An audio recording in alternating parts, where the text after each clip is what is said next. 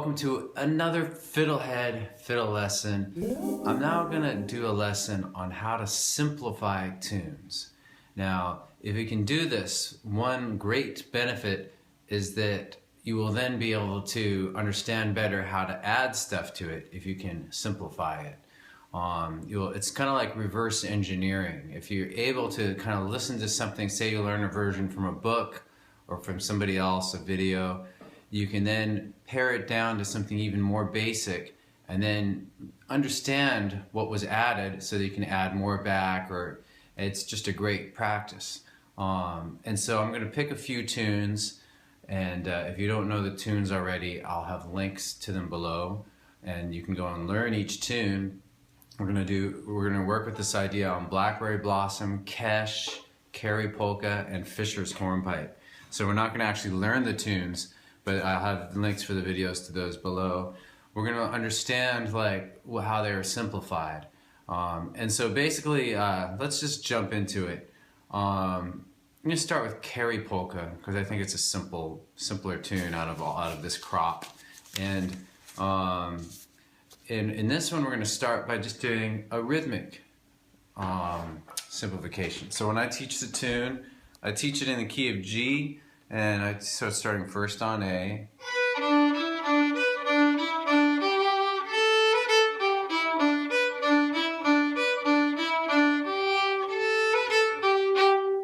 All right, so what I'm going to do is simplify the rhythm. So for this part,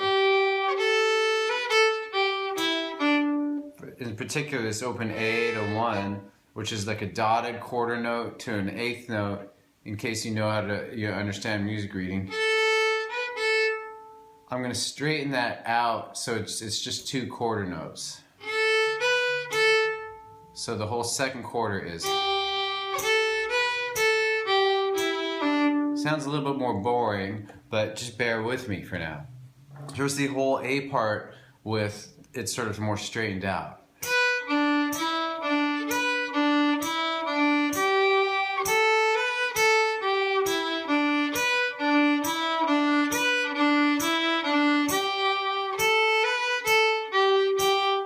Now, one immediate benefit of doing this process is that if you play anything a lot faster, having it simplified means you can play it much faster.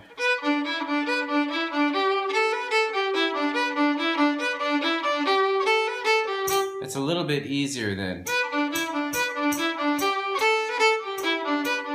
I mean, that sounds cool, but I'm just saying that as a general thing, if you can learn how to simplify things, then when tunes speed up really quick, you can kind of drop into a simplified version and you'll be able to hang with the tune a lot better. Okay?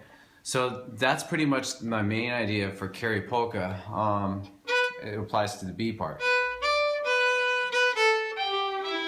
We'd straighten that out like this.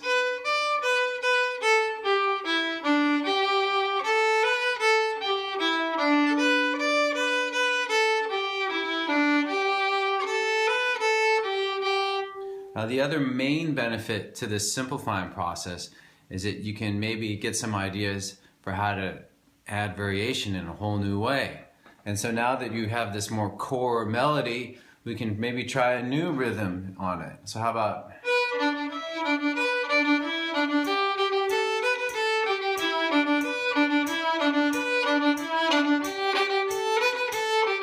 I just added hoedown. You probably wouldn't ever hear that in an Irish session, but I'm just playing with the tune now, okay?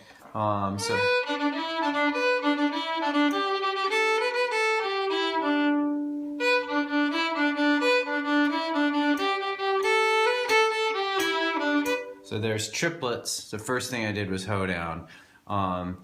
So I hope you get this sort of general point that it'll open up new fields of creativity. I like that. Fields of creativity. Can't you just see like the creativity grass blowing in the wind?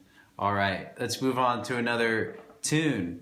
So another major thing that I do when I teach tunes, say I learn a tune, and I sometimes learn from books, sometimes just by ear, but what I try to do is that if the first quarter of a tune is a little bit different than the third quarter, I kind of make them the same so that it's easier to learn. And you can do that on your own.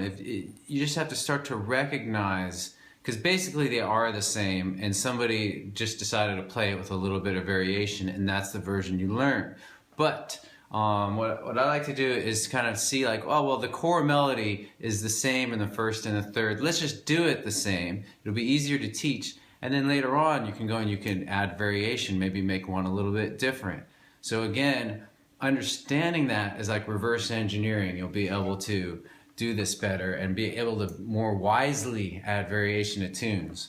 So let's look at Kesh Jig, another great tune. When I looked it up in a book, and the way they show it is the first quarter is, and then the way the third quarter is. So basically, the way I think of it, the first quarter is the core melody. And it starts like that. And then the third quarter is just a variation on that. Here's that again. So I say, play the third exactly like the first, and then later you can tinker with variation. So I'll play the entire Kesh Jig with the first and third quarters the same. So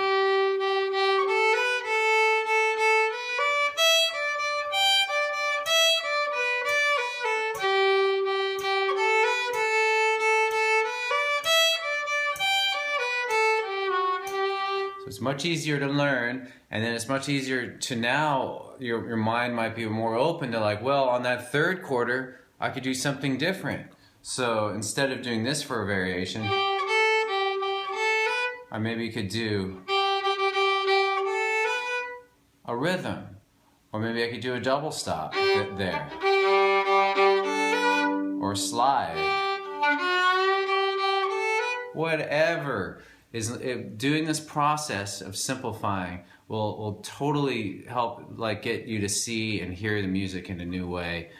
Even if you're not interested in variation that much, it will really help you musically to be able to think this way. Okay, let's do another tune. A similar principle, simplifying the quarters. Here's a harder tune. It's Blackberry Blossom, we're going to look at the B part. So I originally learned the B part. Here's the first quarter.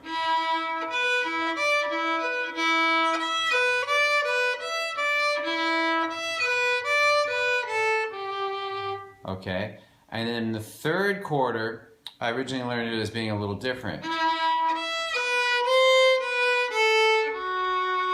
But I realized that it's really the first quarter all over again, and that a lot of these tunes are. And so I just teach it as the same thing, and then you can later go and add a variation, okay? So, and at first thought, again, this may seem kind of like, oh, you're making the tune more boring. Why are you doing that to me? I liked it the way it was. But in the end, I think you'll see that the tunes have infinite potential if you can learn to see how to simplify them. So now here's a simplified version of the tune.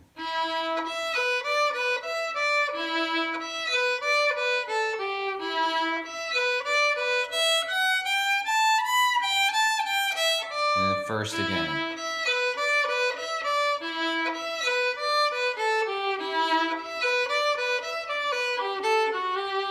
So now again with the third quarter, originally it was, which sounds cool, but now we could do something totally different.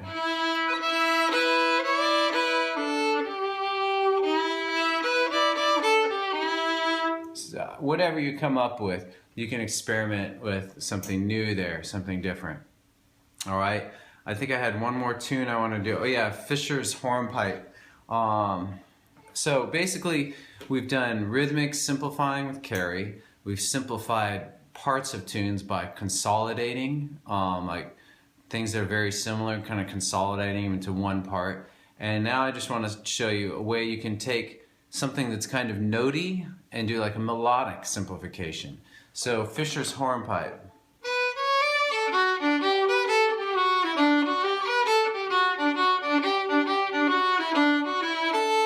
So it's all eighth notes. Do, do, do, do, do, do, do, do, do. So what I'm going to do is just kind of simplify the melody so that we have some more quarter notes. And that's it. So.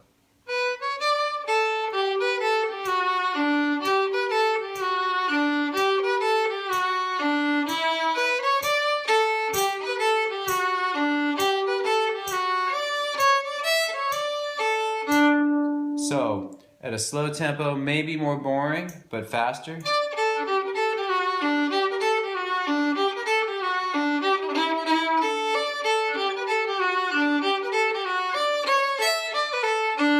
Make it a little easier to navigate it faster. What else? So let me go into what I did, and then maybe we can show some different things to do. So instead of, I just did 3A. So instead of 4 eighth notes, we have 2 quarter notes. And then it's as was before. That remains unchanged. So sometimes you don't want to take too much away, because then it'll start to sound like not the tune anymore. But I think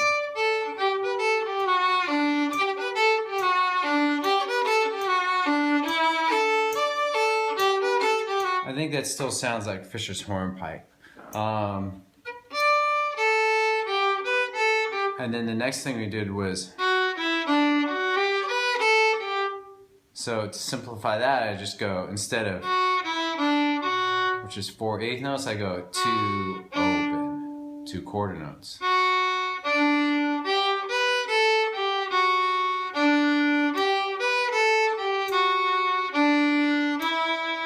All right, and that's it. And so then, basically with that in mind, that we could maybe add a new rhythm or something.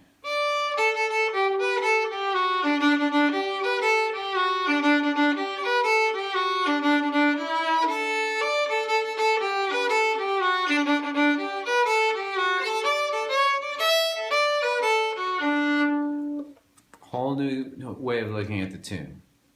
So that's it. This has been so fun for me, and I hope it was for you too. Really, I had a good time because I'm always, I've been doing these videos about a year, and I'm just learning a ton by doing them, getting great feedback from you and from my private students that I teach. So I just want to say truly thank you for taking part in this experiment, the FiddleHed lessons, and let me know how it's going. And I'll just see you next time. All right, so long. Thanks for watching the video. Love you. Excellent.